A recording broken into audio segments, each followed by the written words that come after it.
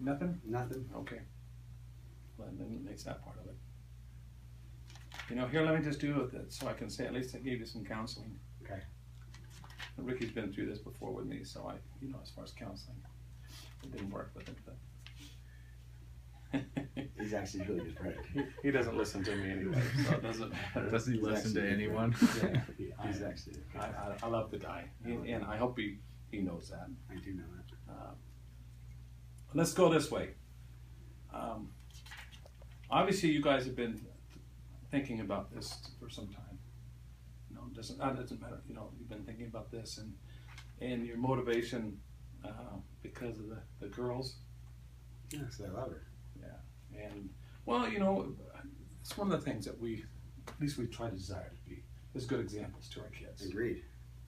And so you're coming in and saying that, you know, this is what was important to you because, you know, what's your daughter?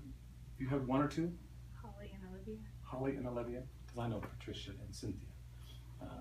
You know, it's important for them to see things done right, correctly. Very, very important. And, you know, there's enough stuff out in this world that kind of contradicts that, right? And so by coming in and saying you want to make this right and you want to have that, you know, some people argue it's just a piece of paper, but it's not. Because it's not just a piece of paper. It's not just following the laws of the land. You're making a commitment. Now, public, you have your witnesses. You are making a public confession and commitment one to another. You're doing that in front of me, but more importantly, you're doing that in front of God. And so I don't take that piece of paper lightly. I think it says a lot. And obviously by you guys coming here, so that's some way, you know, just make sure that you understand from my standpoint, when we sign that piece of paper and when you say I do, that means for life. I know society doesn't always agree with me, but it should mean that to you. And hopefully it does. I encourage you to make sure it does. Life. So now you look at him and you say, is that what you want to do for life? Because that's imperative, right? Yeah.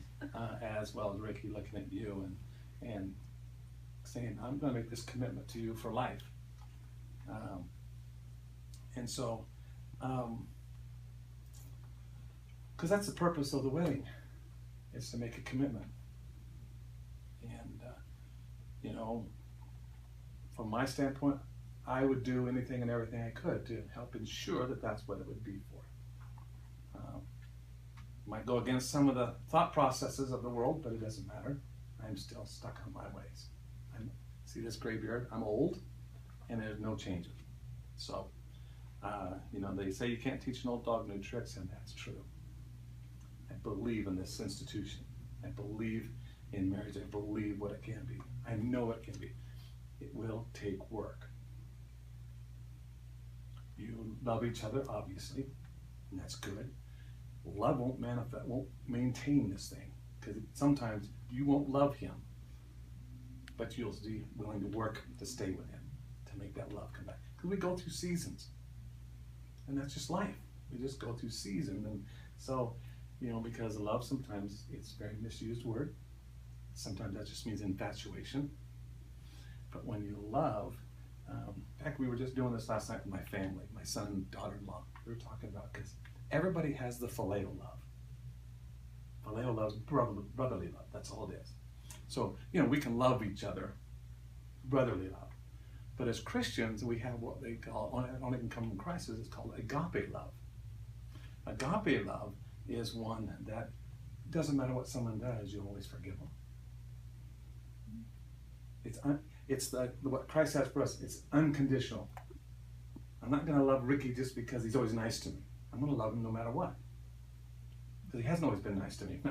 But, you know, but because of that, because of how Christ loves me, I want to return that back to those around me. The world can't do that. They'll have that conditional love. You be nice to me, I'll be nice to you. As a Christian, that's what we have to understand. That as Christ loved me, I love people. So that means people can hurt you, but you're going to forgive them anyway. Now, I'm not trying to be prophetic because he might hurt you down the road, or you might hurt him down the road. But you know, with agape love, it's okay. I give you permission to hurt me because you know I'm still going to forgive you and love you. Brotherly love can't do that. Okay? So that's the kind of love I want you guys to hang on to. And that love can only come from Christ. What he did for us on the cross. That was agape love. I didn't deserve it. I can't earn it, but he did it for me anyway.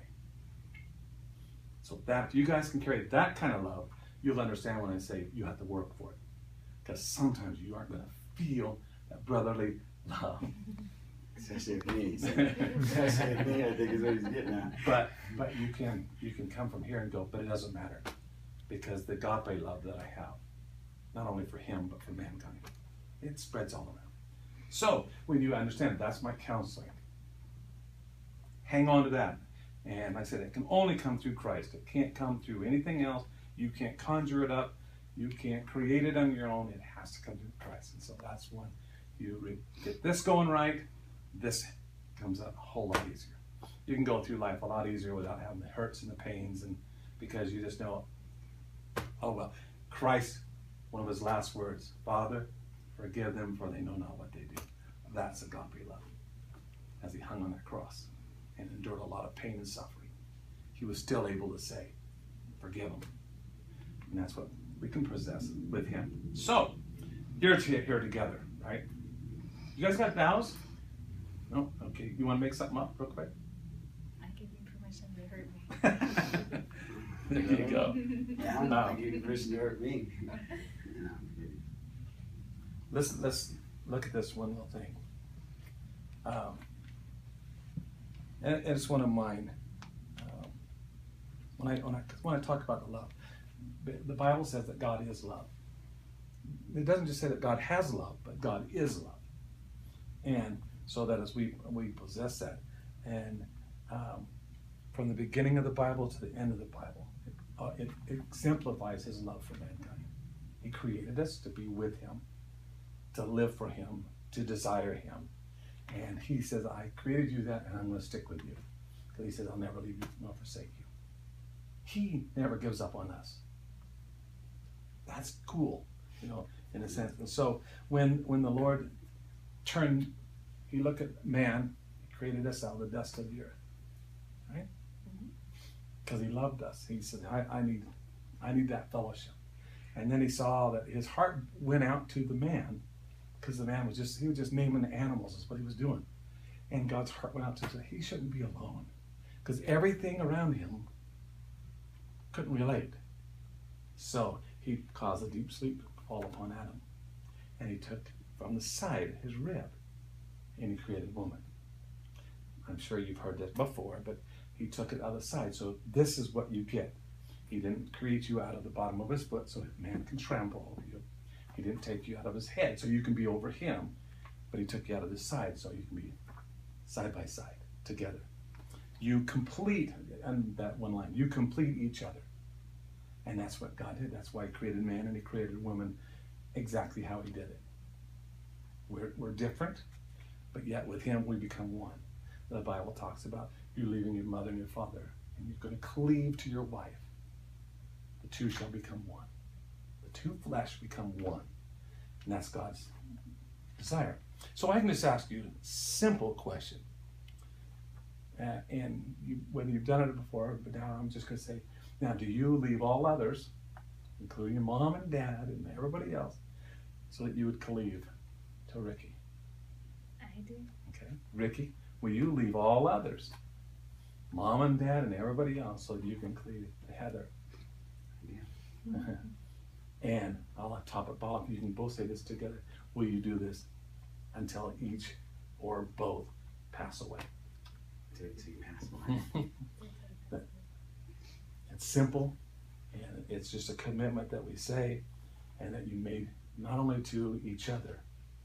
And I know you'll be able to chat about your vows and the things that you come up and you just want to commit, and you can express truly, and you've got to be able to allow that expression to come forth.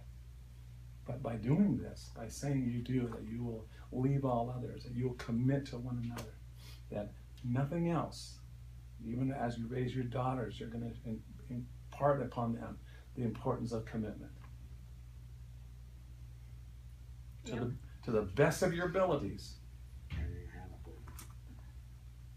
And if you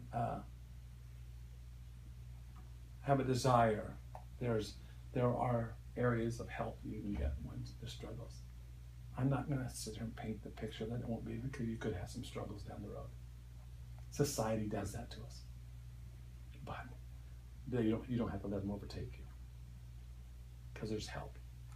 As you commit to each other, you have friends right here that I'll believe that would say, hey, we're going to be with you. We don't come to pick sides. We come because we don't want to see anything separated. If the two shall become one, we can't be, as a pastor and as friends, we can't be satisfied now seeing individuals again. You're one. So, as crazy as this all sounds, right? It gives me a great, great pleasure and a privilege because of what the state of Arizona and all the nation of the United States gives me the privilege to do. I get to pronounce you man and wife. I get to pronounce you as Mr. and Mrs. Ricky Robinson. And so guess what is next? We get to take an offering. I'm sorry. You get to kiss the bride.